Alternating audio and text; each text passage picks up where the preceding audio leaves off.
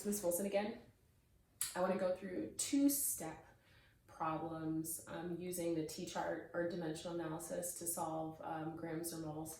So with the molehill, you guys may remember there was the left side, there was the right side, whoops, and there were three separate levels.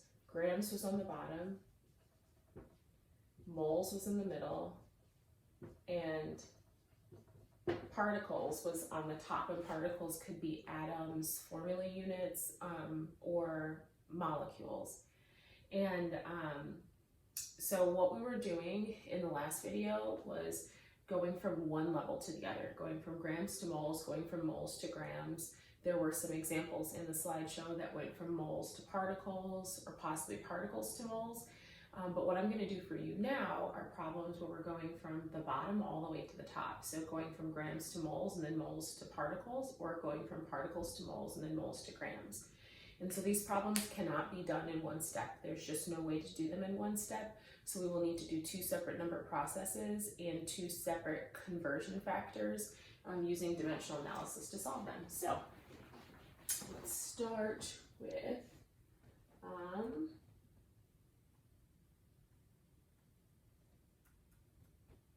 I thought I had my life together. Okay, I do. How many atoms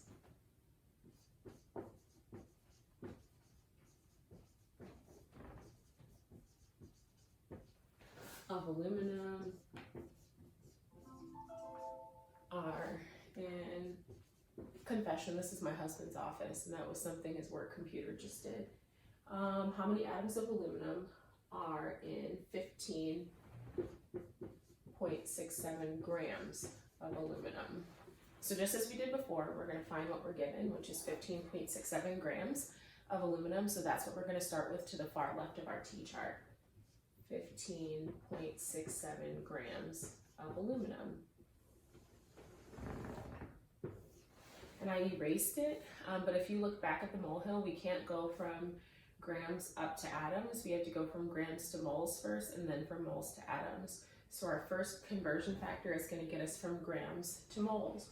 So we have grams of aluminum on the top, which means that grams of aluminum will be on the bottom.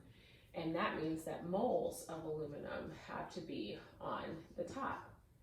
So if we look at our periodic table, 1 mole of aluminum weighs 26.98 grams.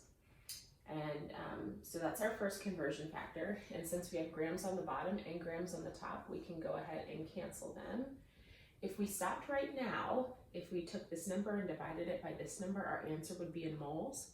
And the question is asking us how many atoms. So we know we can't be done after one conversion factor, otherwise our units would match. So we have to add another conversion factor. And this time we will be using this conversion factor to go from moles to atoms. And whenever we're going from moles to atoms, we use Avogadro's number as our constant. It does not change. Avogadro's number. And if you remember, if you watched the video yesterday that was linked in the slideshow, Avogadro, who had this super long name, realized that 1 mole of any substance was the same as 6.02 times 10 to the 23rd molecules of that substance. So this equivalency, 1 mole is equal to 6.02 times 10 to the 23rd, will be what you use. The number 6.02 times 10 to the 23rd is not going to change. So either 1 mole will be on the top and 6.02 times 10 to the 23rd will be on the bottom, or vice versa, depending on what you're actually solving for. In this case, since 1 mole is on the top here, we know that in our next conversion factor, 1 mole needs to be on the bottom. So on the bottom, we'll have 1 mole of aluminum, and on the top, we'll put how many molecules there are in 1 mole of aluminum, or 1 mole of sulfur, or 1 mole of anything. 1 mole of anything is always going to be 6.02 times 10 to the 23rd. So to solve this, molecules or atoms, or particles. In this case, it's atoms. And to solve this, we're going to go left to right, and if a number is on the bottom, we'll divide by it, and if the number is on the top, we'll multiply by it. So 15.67 divided by 26.98, and then you multiply that by 6.02 times 10 to the 23rd. And if you do those number processes back to back, your final answer will be 3.497 times 10 to the 23rd, yes, to the 23rd atoms of aluminum. It's your final answer. Great.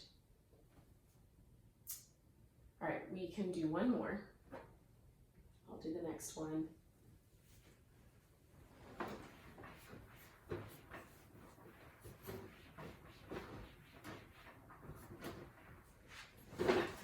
And the next one is how many grams of helium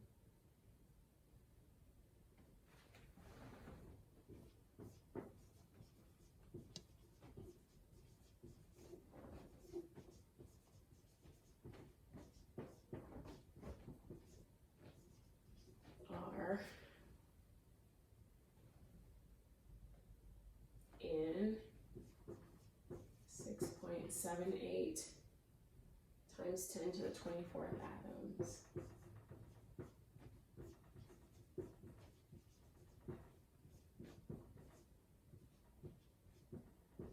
So this time we're going the opposite direction. And what we're starting with is 6.78 times 10 to the 24th atoms. So that's our given. Atoms of helium. So since we're starting out with atoms, we have to go through moles. We have to go from atoms to moles and then moles to grams. So this first conversion factor is going to take us from atoms to moles. And so we know the conversion factor that goes from moles to atoms is Avogadro's number. 1 mole of anything is the same as 6.02 times 10 to the 23rd atoms of that thing.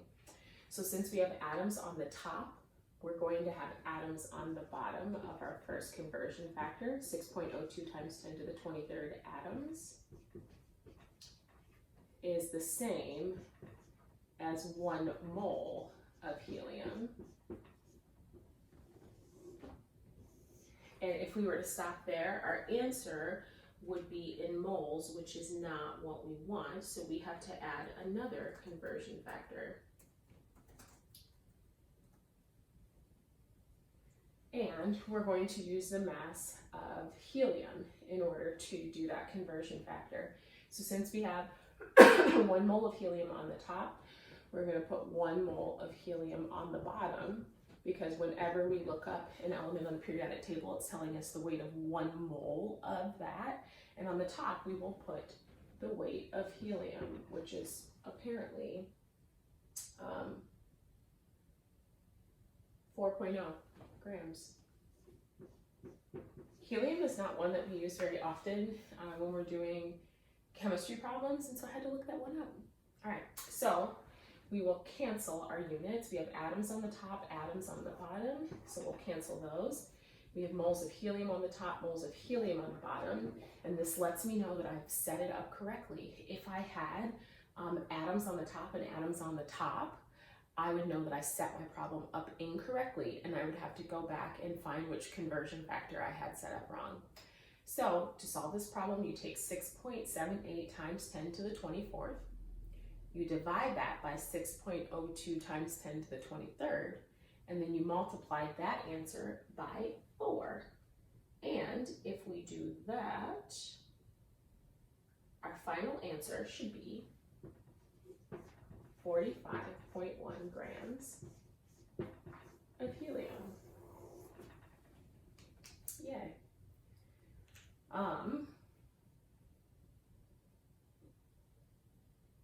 I hope that clears up any misconceptions that you had. And while I've got you here, I was thinking, should I do it or should I not do it? Let's just go ahead and do it.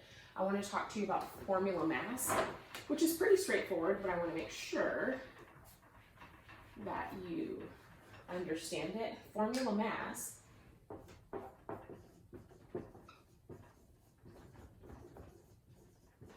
may be used in the same context as a term that we call molar mass, which is the weight of 1 mole of a substance. And so if we're looking at different formulas like H2O, for example, to find its formula mass, we would take an inventory of what's in it, find the weights of the things that are in it, and then add them together. It's pretty straightforward. So H2O, hydrogen weighs about 1.01, but there's 2 hydrogens, so that would be 2.02. And oxygen weighs about 16.0, and there's only 1. So to find its molar mass or its formula mass, we would add these numbers together. 16 plus 2.02 gives us 18.02 grams per 1 mole of H2O. So this is the molar mass of H2O. It's the weight of 1 mole of H2O. We'll do another one. How about NaCl? Sodium weighs 22.99, and you can tell from the formula there's only 1 sodium. Chlorine, on the other hand, weighs 35.45, and again, there's only 1 chlorine in this formula. So to find the molar mass, you add these 2 things together. 9 plus 5 is 14. Carry the 1. This would be 58.44 grams per mole. So if I have the question that asks me what's the molar mass of sodium chloride, the molar mass of sodium chloride is the weight of 1 sodium plus the weight of 1 chlorine, and you add it together. So I know that that also comes up in the slideshow, and I wanted to make sure that you felt comfortable doing molar mass or formula mass problems, because that will show up on some homework at some point, and you will have to have a periodic table ready, because I don't expect you to know the molar mass or the mass of 1 mole of every substance that's on the periodic table. That's ridiculous. So yep, that is my recap on 2-step problems as well as formula mass, and I hope that hearing my voice and seeing me work the problems, even though it's on a children's easel from my husband's home office because everyone's still sleeping, I hope that it helps. And I will probably make myself available by Zoom either today or during office hours tomorrow. So please let me know if you have any questions, and good luck with your virtual learning experience.